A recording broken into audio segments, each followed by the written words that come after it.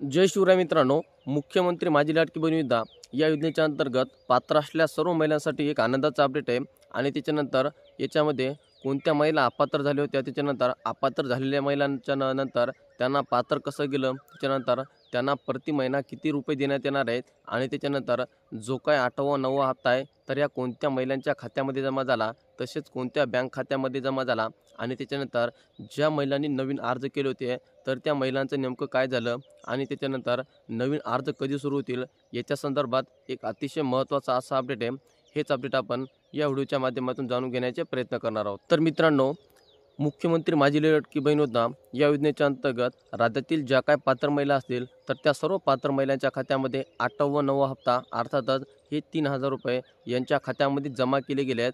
परंतु राज्याचे जे काय मंत्री असतील आदिती तटकरे यांच्या माध्यमातून घोषणा केली होती की 8 मार्च या दिवशी राज्यातील सर्व महिलांच्या खात्यामध्ये एकत्रित 2 हप्ते जमा केले जातील, तर हे 3000 जमा केले जातील। परंतु त्यांच्या माध्यमातून ही गोष्ट पूर्ण करण्यात आली नाही, परंतु फक्त 1,500 रुपये ह्या महिलांच्या खात्यामध्ये जमा केलेत। परंतु आता त्यांच्या माध्यमातून परत 3500 मिळून एकूण 3000 रुपये ह्या सर्व पात्र महिलांच्या खात्यामध्ये जमा होण्यासाठी सुरुवात झालेली आहे। तर मित्रांनो, आता याच्यामध्ये आपण सर्वप्रथम बघूयात की हे नेमकं कोणत्या बँक खात्यामध्ये जमा होत आहेत। तर मित्रांनो, जे तुमचं आधार कार्डाला लिंक आहे तर त्या बँक खात्यामध्ये हे पैसे जमा होण्यासाठी सुरुवात झाले आहेत। आणि आता याच्यानंतर ज्या महिलांनी नवीन अर्ज केले होते तर त्या महिलांचं काय, तर मित्रांनो, ज्या महिलांनी नवीन अर्ज केले होते तर अशा सर्व महिलांचे जे काही पैसे ते पैसे पडण्यासाठी सुरुवात झाले आहेत। जवळपास त्यांना 8वा हप्ता हा 1,500चा पडलेला आहे, तसेच जे काही 9व्या हप्त्यासोबत सुद्धा 1,500 रुपये असे एकूण 3000 रुपये या महिलांच्या खात्यामध्ये पैसे पडण्यासाठी सुरुवात झाले। त्याच्यामुळं ज्या महिलांनी नवीन अर्ज केले होते आणि ज्या महिलांना अद्यापर्यंत 7 व 8 हप्ते मिळाले नव्हते तर अशा सर्व महिलांनी आजच आपले जे काही DBT अकाउंट आहे तर ते अकाउंट चेक करायचं। आता हे अकाउंट नेमकं कसं चेक करायचं, तर तुम्हाला माय आधार लॉगिन या साईटवर जायचं आहे आणि त्या साईटवर गेल्याच्यानंतर त्या ठिकाणी तुमचा आधार नंबर टाकायचा आहे। त्यानंतर तुमच्या मोबाईल नंबरवरती OTP पाठवला जाईल, तर तो आलेला OTP तुम्हाला त्या ठिकाणी टाकायचा आहे आणि ती प्रोफाईल लॉगिन झाल्याच्यानंतर चेक बँक आधार लिंक स्टेटस त्यावरती तुम्हाला क्लिक करायचं आहे।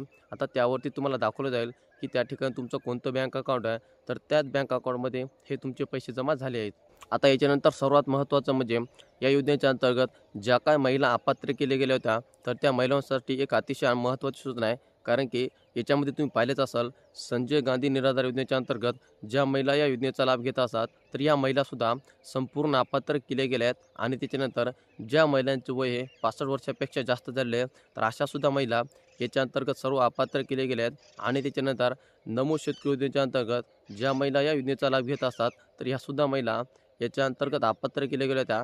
परंतु त्या महिलांसाठी एक दिलासादायक अपडेट आहे, कारण की त्या महिलांच्या खात्यावर प्रति महिना 500 रुपये असे जमा होणार आहेत। कारण की 8वा हप्ता जो काय असेल तर तो 1,500चा नसून तर 500 रुपयाचा हप्ता हा त्यांच्या खात्यामध्ये जमासुद्धा झालेला आहे। आता जो काय 9वा हप्ता असेल तर 9वा हप्तासुद्धा हा 500 रुपयेप्रमाणे या महिलांच्या खात्यामध्ये जमा होणार आहे।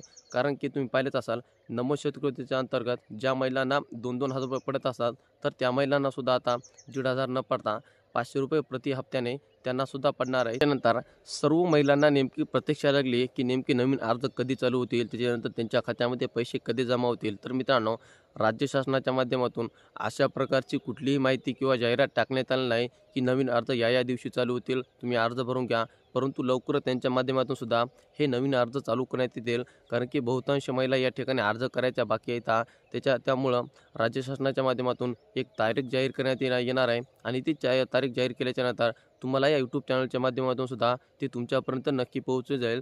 त्याच्यामुळे आता सध्याच कोणत्याही अफवांना बळी पडू नका की नवीन अर्ज चालू आहे, अर्ज भरून घ्या। तर मित्रांनो, अशा प्रकारची कुठलीही साईट शासनाच्या माध्यमातून ओपन करण्यात आली नाही की तुमची नवीन अर्ज भरून घ्या। तर मित्रांनो, ही होती महत्त्वपूर्ण माहिती मुख्यमंत्री माझी लाडकी बहीण योजना की ज्या योजनेच्या अंतर्गत नेमक्या कोणत्या महिला अपात्र होत्या, कोणत्या महिला पात्र होत्या, त्याच्यानंतर ज्या महिलांनी नवीन अर्ज भरले होते तर त्या महिलांचे पैसे जमा होणार आहेत का, याची सविस्तर अशी माहिती आपण या व्हिडिओच्या माध्यमातून जाणून घेण्याचे प्रयत्न केले आहेत। हे अपडेट तुम्हाला कसं वाटलं आणि तुम्हाला याच्याविषयी जर काही अडचणी असेल तर आम्हाला कमेंटच्या माध्यमातून नक्की कळवा।